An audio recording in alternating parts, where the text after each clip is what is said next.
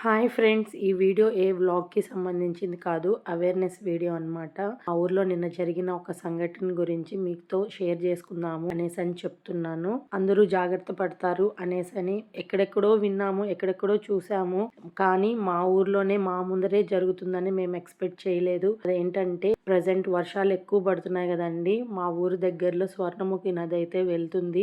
7 మంది పిల్లలు ఈతకనేసని వెళ్లారు. అక్కడ ఈత కొడుతూ వాటర్ ఫ్లో ఎక్కువయ్యేసరికి నలుగురైతే చనిపోయినారు, ముగ్గురైతే సేఫ్ అయినారు. అక్కడున్న వాళ్ళని కాపాడారు, నలుగురినైతే కాపాడలేకపోయినారు. ఇదంతా ఎందుకు చెప్తున్నానంటే దయచేసి ఈ వర్షాకాలం చెరువుల దగ్గరికి, బావిల దగ్గరికి పిల్లల్ని అయితే పంపించకండి. వాళ్ళని కనిపెడుతూ ఉండండి, ఎక్కడికి వెళ్తున్నారు, ఏం చేస్తున్నారు అని. దయచేసి పిల్లల్నైతే ఒంటరిగా ఎక్కడికి పంపించద్దండి. మెయిన్‌గా చెరువుల దగ్గర, నదుల దగ్గర, నీళ్లు పారే కాలువల దగ్గర అస్సలు పంపించకండి. ఇప్పుడు ప్రజెంట్ వర్షాలు ఎక్కువ పడి వాటర్ ఫ్లో ఏ నిమిషం పెరుగుతుందో తెలీదు. వాళ్ళ సరదా కోసం అనేసని వెళ్ళి ప్రాణాల మీదకి తెచ్చుకుంటా ఉన్నారు. ఇలా ఇంకెవ్వరికీ జరగకూడదు అనేసని ఈ వీడియోతో అప్లోడ్ చేస్తున్నాను. Please take care of kids అండి.